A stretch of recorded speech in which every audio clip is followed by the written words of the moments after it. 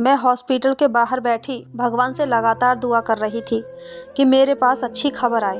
मेरे पति, मेरी सासू माँ और मेरी नंदों को शादी के 3 महीने बाद ही बच्चे की तलब हो रही थी। अब तो मेरी शादी को 2 साल हो गए थे। आज मेरी तबीयत खराब हुई तो मेरी सासू माँ और मेरे पति मुझे डॉक्टर के पास लेकर गए थे, लेकिन अभी तक डॉक्टर ने ये नहीं बताया था कि मैं प्रेग्नेंट हूँ या नहीं। इसलिए भगवान से दुआ कर रही थी कि मेरा टेस्ट पॉजिटिव आए। मगर जब नर्स ने अपना चेहरा दिखाया तो उसके चेहरे पर मौजूद उदासी देखकर मैं समझ गई थी कि मेरा यहाँ कोई खुशखबरी नहीं है। वो कहने लगी, आपको वैसे ही वहम हुआ है, आपके यहाँ संतान नहीं हुई और लगता है कि आप में कोई कमी है। आप अपना चेकअप करा लें, ऐसा ना हो कि बाद में आपको ज़्यादा महंगा इलाज कराना पड़े। नर्स की बात सुनकर सासू माँ ने मुझे ऐसे देखा जैसे मैंने कोई बहुत बड़ा जुल्म किया हो। उनके बर्ताव से साफ पता चल रहा था कि नर्स की बात से सबको मायूसी हुई है। मेरे पति बोले कि कोई ज़रूरत नहीं है इलाज कराने की, अभी हम घर चलते हैं। उसने फ़ौरन ही ऑटो को रोका और हम लोग उसमें बैठकर तुरंत घर आ गए। मेरा दिल बुरी तरह से रो रहा था। घर आते ही पति ने मुझसे कहा कि चाय बना दो। मैं चाय बनाकर ले आई तो मेरी सासू माँ और पति यही बात कर रहे थे कि अगर मुझे 2 सालों में संतान नहीं हुई तो इसके बाद भी नहीं होगी, इसलिए वक्त ख़राब करने से कोई फ़ायदा नहीं है। हमें जल्द से जल्द ही इसका या तो इलाज करवाना चाहिए या फिर ये सारे टेस्ट करवाकर ये पता लगाना चाहिए कि कभी संतान पैदा कर सकती है या नहीं। मेरी सासू माँ ये सुनकर बोली, अरे बेटा, हमारे पास इतने पैसे कहाँ हैं कि हम इसका टेस्ट या इलाज करवाते फिरें। वैसे भी बंजर ज़मीन बंजर होती है, इस पर कितनी मेहनत करो फसल नहीं उग सकती। इन बातों से मेरे दिल में तीर चल रहे थे। मैं तुम्हारे लिए कोई अच्छी सी लड़की देखती हूँ, ऐसी लड़की जो साल भर के अंदर ही हमें घर का वारिस पैदा करके दे। मेरी सासू माँ ने बड़ी सफाई से कहा था। मेरा घर बर्बाद करते हुए उन्हें जरा भी रहम नहीं आ रहा था। मैंने जाने क्या सोचकर अपनी सासू माँ को ये कहा कि माँ जी, आप मुझे 6 महीने का समय दे दीजिए। अगर जब भी संतान न हुई तो मैं खुद ही घर से चली जाऊंगी। मुझे भी यहाँ रहने का कोई शौक़ नहीं। मेरी बात सुनकर मेरी सासू माँ ने मुझे देखा जैसे मैंने किसी चमत्कार की बात कर दी हो। मेरे मुंह से ये सुनकर वो बोल पड़ी, अरे जब 2 साल में कुछ नहीं हुआ तो 6 महीने में क्या होगा। मैं कह रही हूँ ना, आप मुझे आखिरी बार समय दे दीजिए। मेरे पति के लिए किसी लड़की का रिश्ता और ना देखें। मैं अपने पति के लिए सब कुछ सहन कर सकती हूँ, पर अपने पति का बंटवारा नहीं। बस आप थोड़ा समय दे दें, मैं भगवान से दुआ करूँगी और अपना इलाज भी खुद ही कराऊँगी। अगर आपको संतान नहीं मिली तो मैं खुद इस घर से चली जाऊँगी। मैं कह रही हूँ ना, आपको कोई परेशानी नहीं होगी। ये बात सुनकर सासू माँ का मुँह खुला का खुला रह गया। अरे देखो तो कैसी बातें कर रही है, इसमें इतनी हिम्मत कहाँ से आई कि ये हमें छोड़कर जाएगी। मतलब इसके सिर पर किसी का हाथ है। मेरी सासू माँ ने बात को नया मोड़ दे दिया। मैं परेशान हो गई। मैंने कहा, ये बात नहीं है। मैं इन 6 महीने में अपना कोई ना कोई इलाज ज़रूर तलाश कर लूँगी। जब मैं रोज़ इलाज के लिए घर से निकलूँगी तो कोई ना कोई उपाय मिल ही जाएगा। मेरी सासू माँ मुझसे कहने लगी, इन सब हरकतों का कोई फ़ायदा नहीं है। हमें जल्दी से जल्दी संतान चाहिए। अगर तुमने 6 महीने का समय मांगा है तो मैं तुम्हें 3 महीने का समय देती हूँ। अगर इस बीच कोई खुशखबरी नहीं मिली तो मैं लड़की देखना शुरू कर दूंगी और 6 महीने के अंदर ही अगर तुमने संतान नहीं हुई तो 7वें महीने में मैं तुम्हारे पति की शादी अपने भांजी से करा दूंगी। उसे कोई आपत्ति नहीं है मेरे बेटे से दूसरा विवाह करने पर। यह बात सुनकर मेरा दिल खून के आंसू रोने लगा। मैं अपने पति को किसी और के साथ बांटने का सोच भी नहीं सकती थी। मैं उसी दिन शाम के समय अपने घर से निकल गई थी। मुझे अपनी दोस्त शीतल की बहुत याद आ रही थी। मैं शीतल का बहुत मजाक उड़ाया करती थी क्योंकि वो मुझे अजीबोगरीब मनगढ़ंत कहानियाँ सुनाया करती थी। कभी कहती कि मेरी माँ ने एक लड़की का इलाज कराया है तो उसके यहाँ 12 साल बाद संतान पैदा हुई, तो कभी कहती कि दादी के टोटके की वजह से एक लड़की के यहाँ 17 साल की संतान हुई। मैं यही बात सुनकर उसका मजाक उड़ाया करती थी, पर मुझे आज उसकी ज़रूरत थी। मैं शीतल के घर गई, उसके घर का दरवाज़ा बजाया। उसने दरवाज़ा खोला और मुझे परेशान देखकर मेरे गले लगी और बोली, क्या हुआ, तुम अपनी ज़िंदगी में खुश नहीं हो। मैंने कहा, क्या मैं खुश हो सकती हूँ, मेरे घर संतान नहीं हो रही है। इसलिए तुम्हारे पास मदद मांगने आई हूँ। क्या तुम मेरी मदद कर सकती हो? मेरे मुंह से ये सब सुनकर शीतल बोली, हाँ, मैंने तुम्हारे लिए बहुत कुछ सोच रखा था, क्योंकि तुम्हारी शादी को 2 साल हो गए, अभी तक तुम्हें संतान नहीं हुई। मेरी भी दिली तमन्ना है कि तुम्हारे घर संतान हो जाए और तुम्हारी सासू माँ और पति खुश हो जाएं। मैं ये बात सुनकर हैरान हो गई। मैंने कहा, तुम्हें कैसे पता मैं खुश नहीं हूँ? तो कहने लगी, वो तो तुम्हारे चेहरे से साफ साफ पता चल रहा है, बताने की कोई ज़रूरत नहीं है। तो मैंने कहा, चलो तुम मुझे इलाज बताओ, कौन कौन सा इलाज है? तो इस पर वो कहने लगी, मैं तुम्हें बाज़ार लेकर जाऊंगी। बाज़ार में एक बूढ़ा बैठता है, उसके पास हर तरह की बांझ औरतों का इलाज है। तुम उसका भरोसा करो या न करो, लेकिन उसने काफ़ी औरतों का इलाज किया है। तुम भी उसके पास चलोगी तो खाली हाथ नहीं लौटोगी। तुम्हारा पति भी खुश हो जाएगा और सास भी तुम्हारे पति की दूसरी शादी नहीं करेगी। अब ये फैसला तुम्हें खुद करना है कि तुम्हें बाबा जी के पास जाना है या नहीं। मैंने कहा, ज़रूर, मेरे पास कोई और चारा नहीं है। बाबा जी के पास जाकर भी अगर मुझे कोई लाभ न मिला तो मुझे कहीं और जाना पड़ेगा, लेकिन मेरे लिए संतान इतनी ज़रूरी है जैसे जीने के लिए पानी और रोटी की ज़रूरत होती है। तुम्हें पता है, अगर मैं बेघर हो गई तो मेरे पास घर का आसरा भी नहीं रहेगा और मैं अपनी ज़िंदगी कैसे गुजारूंगी? मैं यह कहकर रोने लगी थी। शीतल ने मुझसे कहा, मैं तुम्हें बाबा जी के पास लेकर जाऊंगी। अगर तुम्हारा इलाज ठीक हुआ तो तुम्हें खुद समझ आ जाएगा कि मैं सच कह रही हूँ। मैं ये बात सुनकर बहुत खुश हो गई। मैं घर आई तो मेरे चेहरे पर खुशी थी। मेरे पति ने पूछा तो मैंने सारी बात बता दी। मेरे कहने से पहले ही उसने कहा, ठीक है, अगर बाबा जी के पास तुम्हारा इलाज है तो मैं दूसरी शादी नहीं करूँगा, लेकिन अगर ऐसा नहीं हुआ तो तुम ये घर छोड़कर खुद ही चली जाओगी और मेरी शादी में रुकावट नहीं बनोगी। मैंने कहा कि ठीक है, तुम मुझे बस 6 महीने का समय दे दो। मेरे पति के चेहरे पर मुस्कुराहट थी, जैसे वो पहले से ही जानता हो। मैंने भगवान से दुआ की कि जो भी हो सब सही हो। अगले दिन मैं शीतल के घर गई। वह पहले से ही तैयार बैठी थी। मुझे देखकर वह बहुत खुश हो गई और बोले कि तुम भी चलो, अब बाबा जी तुम्हारे इंतज़ार कर रहे होंगे। मैंने कहा, क्यों? वो क्यों मेरा इंतज़ार करने लगे? इंतज़ार तो मुझे उनका करना चाहिए। तो इस पर शीतल कहने लगी, अरे मेरा मतलब ये है कि मैंने तुम्हारे लिए टाइम लिया था। उनसे कहा था कि मैं अपनी दोस्त के साथ आपके यहाँ आऊँगी, तभी वो उस टाइम किसी का इलाज नहीं करेंगे। तुम्हें पता है, वह बहुत असूलों वाले बाबा जी हैं, बाकी लोगों जैसे नहीं हैं। 50 लड़कियों से बात करें और भूल जाएंगे कि किसका इलाज किया था।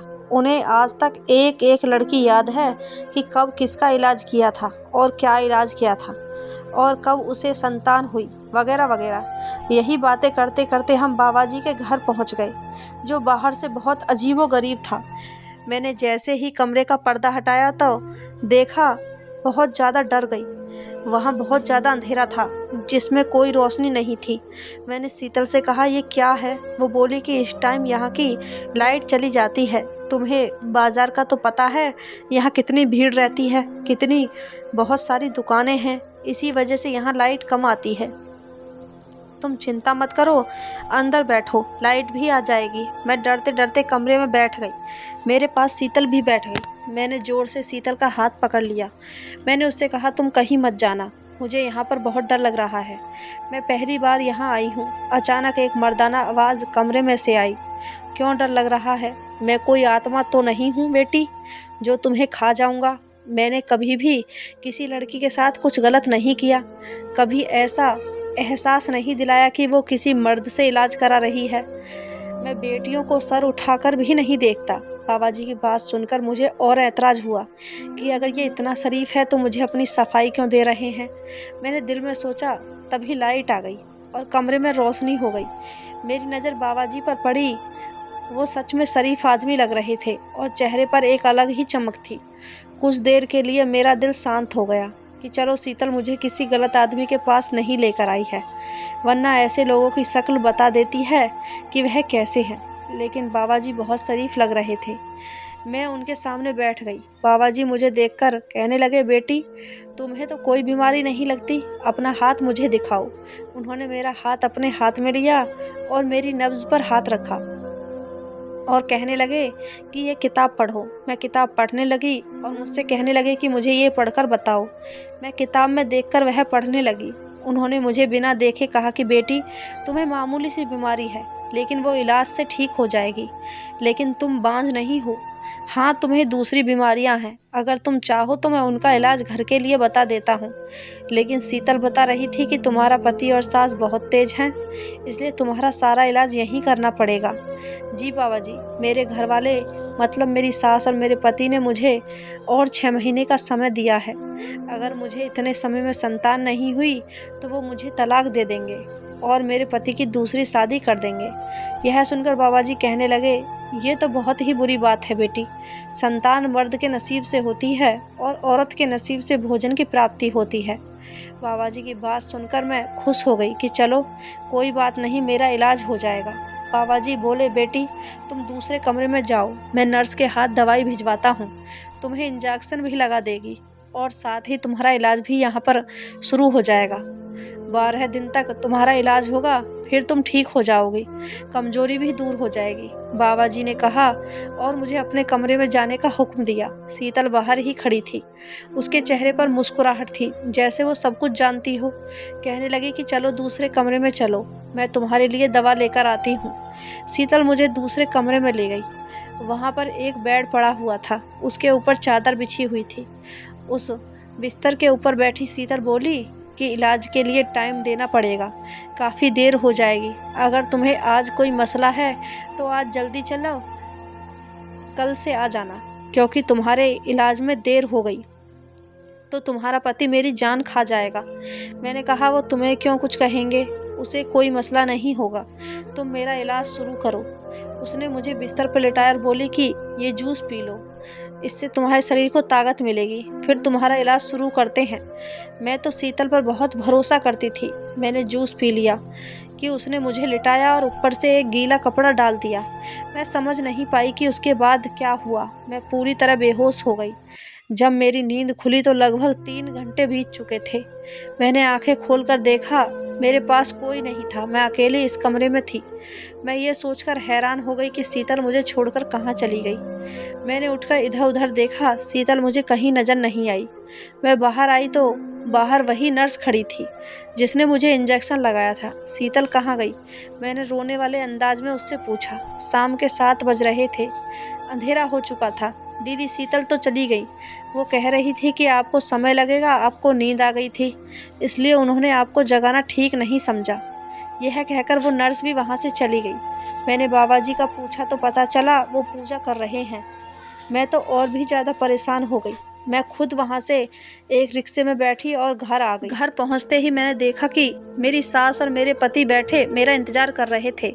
वो मुझे देखकर बोले कि कहाँ गई थी। मैंने उनसे कहा कि मैं अपने इलाज के लिए गई थी, लेकिन रास्ते में कोई मसला हो गया, रोड बंद था, इसलिए देर हो गई। मेरे पति ने मुझे सिर से पैर तक घूरा और मुझसे कहने लगे, लगता तो नहीं कि रोड बंद था। मुझसे आज के बाद झूठ मत बोलना, वरना 6 महीने से पहले ही तुम्हें छोड़ दूंगा। ये बात सुनकर मैं रोने लगी। मेरे पति अब मुझ पर शक करने लगे थे। मेरी सास भी मुझे घूर रही थी। मुझे शीतल पर बहुत गुस्सा आ रहा था। वो मुझे अकेला छोड़कर चली गई। उसे कम से कम मुझे बताना तो चाहिए था कि वो घर जा रही है। अगले दिन सुबह सुबह मैं अपने सारे काम खत्म करके शीतल के घर चली गई। जाते ही मैं उस पर बरस पड़ी। शीतल, तुझे शर्म नहीं आई? तू मुझे अकेला सोता छोड़कर कैसे आ गई? तुझे कोई एहसास है मैं तुझ पर कितना भरोसा करती हूँ? तूने मेरे भरोसे के ये सिला दिया। शीतल मेरी बात सुनकर उल्टा मुझसे ही नाराज़ हो गई कि मेरे इलाज में समय लगता, इसलिए वह वहाँ से आ गई। मैं उसकी बात सुनकर चुप थी। मैंने सोच लिया कि चलो आगे से शीतल से कोई गिला नहीं करूँगी। वो तो मेरा इलाज करा रही है, ऊपर से मैं उस पर ही नाराज़ हो गई। वैसे भी मुझे शाम को भी उसके साथ जाना था। मैं शाम को अच्छे से तैयार हुई और खुद को अच्छे से ढक लिया। शीतल ये देखकर मुझसे कहने लगी, तुमने खुद को क्यों ढका है? बाबा जी को ये सब बातें बिल्कुल भी पसंद नहीं है। ऐसे ही चलो, वरना वो यही समझेंगे कि हमें उन पर भरोसा नहीं है। शीतल बहुत अजीब अजीब बातें करने लगी थी। मैंने भी कुछ नहीं कहा और उसके साथ ऐसे ही चली गई। हम बाबा जी के पास पहुँचे तो वो किताब पढ़ रहे थे। मेरी हिम्मत नहीं हुई कि कल के बारे में उनसे सवाल करूं। मैंने हल्के से बस यही पूछा था, बाबा जी मेरे इलाज में कितने पैसे लगेंगे? तो उन्होंने जवाब दिया कि 9,000। उन्होंने मुझे नज़र उठाकर देखा तो मैं चौंक गई। 12 दिनों के 9,000? इतने ज़्यादा तो नहीं हैं। 12 दिन नहीं, बल्कि तुम्हारा इलाज सिर्फ 4 दिन ही होगा। वैसे भी मैं यहाँ पर किसी का इलाज नहीं करता हूँ। तुम्हें पता है ज़माना बहुत ख़राब है। तुमने बताया इसके घर में मसला है, इसलिए मैंने कहा था कि इंजेक्शन और दवाई मैं यहीं पर लगा दूंगा, वरना तो यहाँ जगह नहीं होती। तुम्हें भी पता है। बाबा जी ने बड़ी बेरुखी से कहा। मुझे उनका मिजाज कुछ समझ नहीं आ रहा था। वह क्यों गुस्से में है? बाबा जी ने मुझसे बात नहीं की और मैं दूसरे कमरे में आ गई। शीतल वही जूस लेकर मेरे पास आई और बोली, चलो ये जूस पी लो ताकि तुम्हारा इलाज शुरू हो सके। मैंने उससे कहा, तुम्हें मुझे ये जूस पिलाने की इतनी जल्दी क्यों है? मैं ये जूस नहीं पीना चाहती। फिर तो वो मुझसे कहने लगी, तुम मुझ पर शक कर रही हो? मैं तुम्हारी दोस्त हूँ, तुम्हारे बारे में बुरा क्यों सोचूंगी? ये कहकर उसने जूस मेरे मुंह के अंदर डाल दिया। मैंने कहा, अच्छा पीती हूँ। मैंने आधा पिया और आधा अपने कपड़ों पर गिरा दिया और उसको पता भी नहीं चला। कमरे में बहुत ज़्यादा अंधेरा था, लेकिन आधा जूस पीने की वजह से मैं अच्छी खासी बेहोश हो चुकी थी। उसने मुझे लिटा दिया। फिर नर्स कमरे में आई और बोली, इस लड़की को नींद क्यों आती है? क्या कोई नशा करती है? शीतल कहने लगी, नहीं, नशा तो नहीं करती, लेकिन इसे बहुत ज़्यादा नींद आती है। ये कहकर उसने जल्दी से नर्स से इंजेक्शन लिया और बोली, ये मेरी दोस्त है, तुम बाहर जाओ, मैं इसे इंजेक्शन लगा दूंगी। अचानक शीतल जोर से चिल्लाई और बोली, बाबा जी को बुलाओ, मुझे उनसे कुछ काम है। नर्स भागती हुई गई। अब बाबा जी अंदर कमरे में आए। मुझे नहीं पता मैं किस हालत में पड़ी थी। उसके बाद कुछ अजीब सा होने लगा। बाहर जैसे पुलिस की गाड़ियां थी, अजीब हलचल मच गई थी। जब मेरी आंख खुली तो मेरे सामने का नज़ारा कुछ और ही था। मेरे सामने मेरी सासू माँ और मेरे पति खड़े थे। ये देखकर मैं बहुत डर गई। मेरे पति मुझे घूर रहे थे। मेरे ऊपर चादर नहीं थी और मैं बहुत बुरी हालत में बिस्तर पर पड़ी थी। ये क्या हो रहा है? यहाँ पर तुम अपना ऐसा इलाज कराने आती हो? मेरी सास गुस्से से बोली। मेरे पति उंगली उठाते हुए बोले, माँ, मुझे तो पहले से ही इस पर शक था कि यह यहाँ क्यों आती है। रात को 7 बजे तक कहीं पर रुकना आखिर बिना वजह तो नहीं हो सकता है। मैं सब समझ गया हूँ कि यह मुझे किसकी संतान देना चाहती है। इसे क्या लगता है कि मैं संतान पैदा करने के लायक नहीं हूँ? मैं दूसरी शादी करके इसे औलाद पैदा करके दिखाऊंगा। मेरे पति गुस्से में बोले जा रहे थे। मैं उठकर बैठी। मैंने देखा मेरे आसपास चादर भी नहीं थी। मैंने पूछा, बाबा जी कहाँ गए? अच्छा, अभी भी तुम्हें यार की फिक्र है? मेरे पति बहुत गुस्से में बोले, वो जेल चला गया है। मैंने उसे पुलिस में से पकड़वा दिया। वह धोखेबाज आदमी तुम्हारा इलाज नहीं कर रहा था, तुम्हारा फ़ायदा उठा रहा था।